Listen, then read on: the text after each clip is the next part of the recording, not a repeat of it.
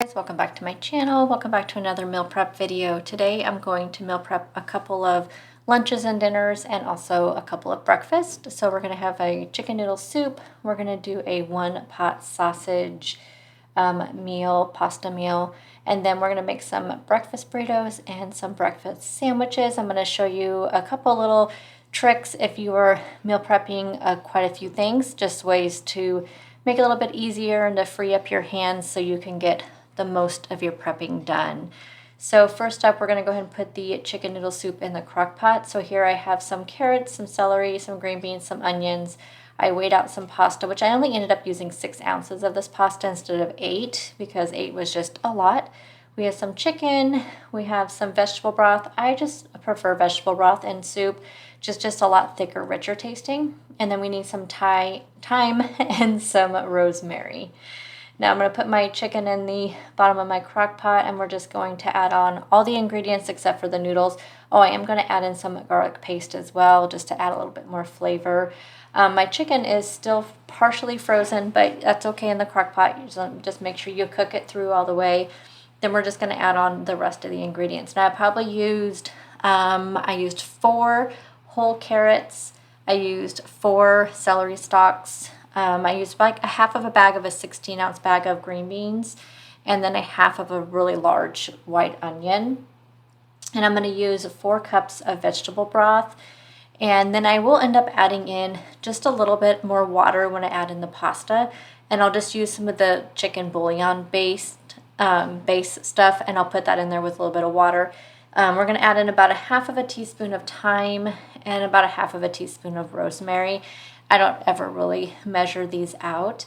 I don't typically add any salt in with this because even though I use like a low sodium vegetable broth, I still think that it's enough salt. Like I'm not a huge need a lot of salt person. So you just have to adjust the taste.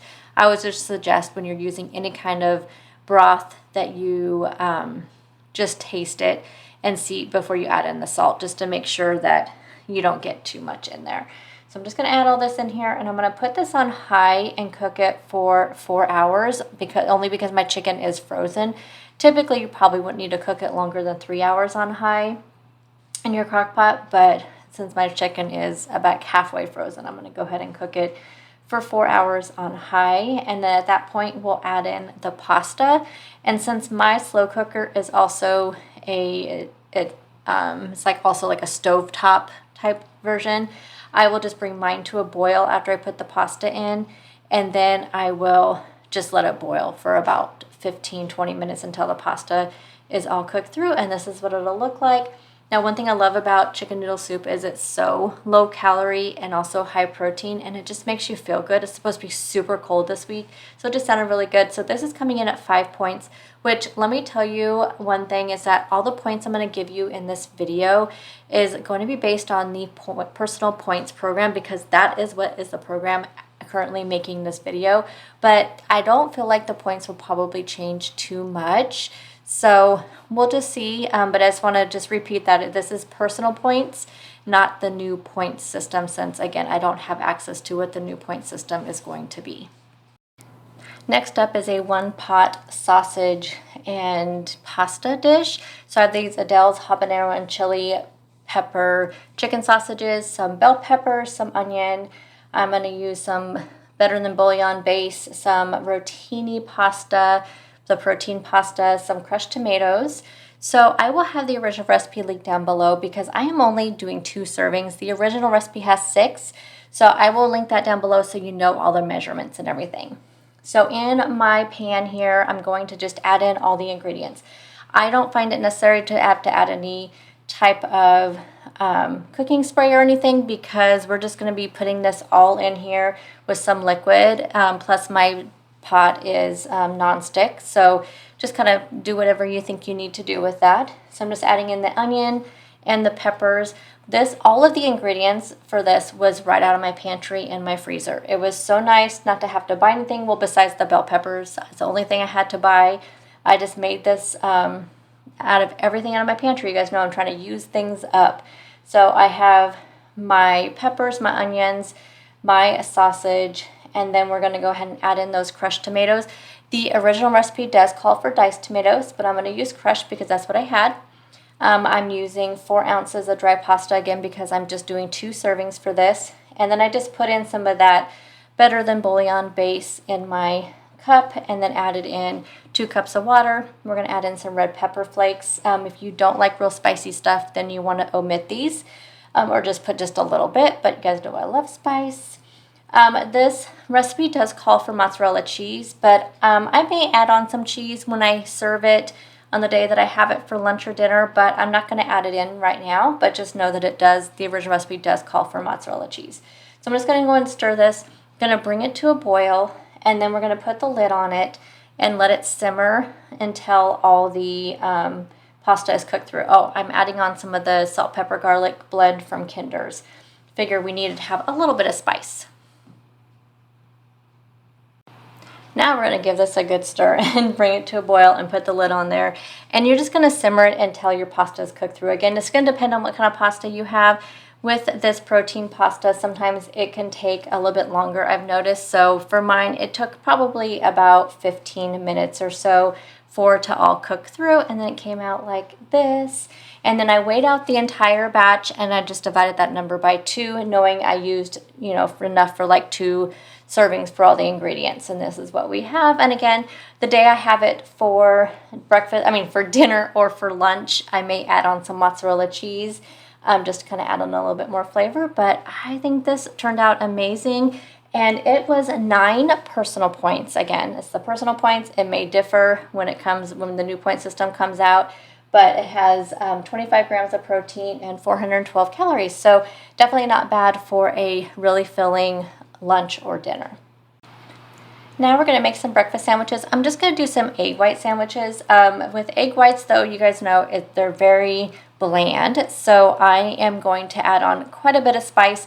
I used 1 cup of egg whites. I'm making 3 breakfast sandwiches. No, 3 breakfast sandwiches. So I used a half of a cup, and I'm going to do 3 breakfast sandwiches. So I'm just going to add some red pepper flakes. We're going to add on some of the roasted garlic salt from Kinder's, which is so good, you guys. It has so much flavor.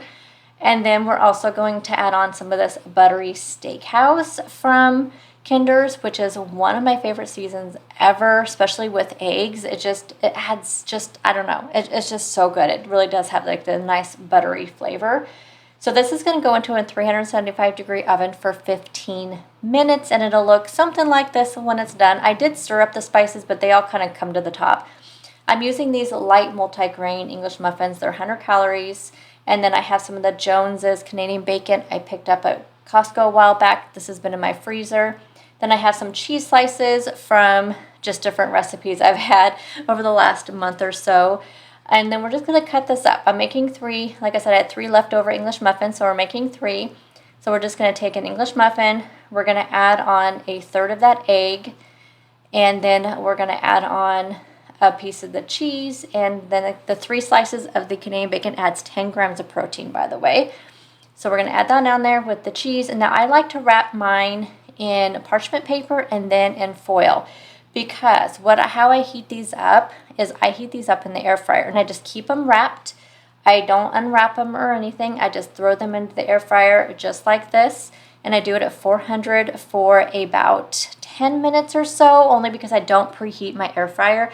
If you preheat your air fryer, you probably only want to do it for maybe 5 or 6 minutes. But the parchment paper allows to kind of steam it, but then it also still gets a little crispy, but it doesn't like over crisp it.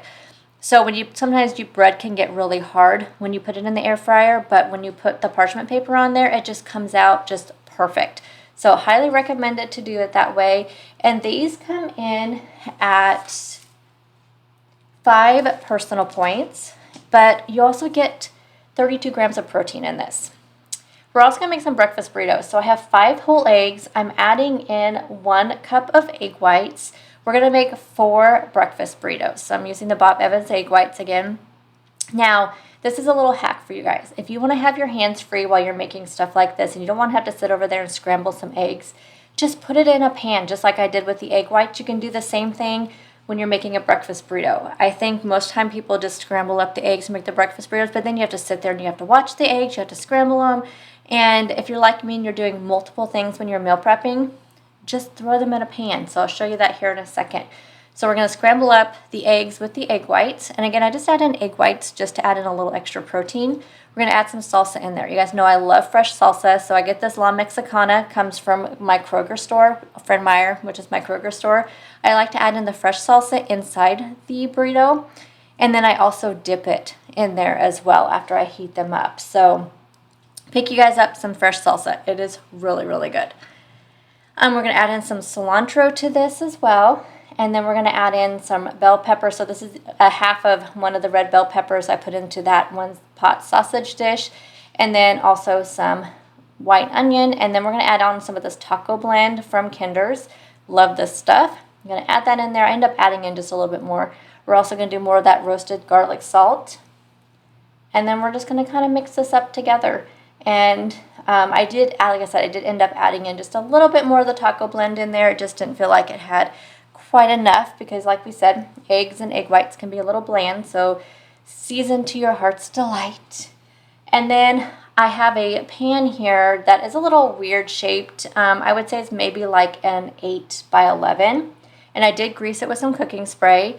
And we're just going to go ahead and lay this out here. And again, this is going to be for burritos. It doesn't have to be nice fluffy eggs for your burritos. We can just do it this way, and you'll see how perfect they come out. So like the egg whites, again, I just put them in the oven at the same time. We're going to do it 375 for 15 minutes. So you just want to go and put them in there. And again, do spray it really well with cooking spray. I did on my egg whites too. I think I forgot to mention that. So just spray it really well with cooking spray. 15 minutes at 375 and it comes out perfect every time. And all your veggies are in here. You don't have to deal with all that. It's just kind of like a one-stop. Easy done. Here you go. These are out of the oven.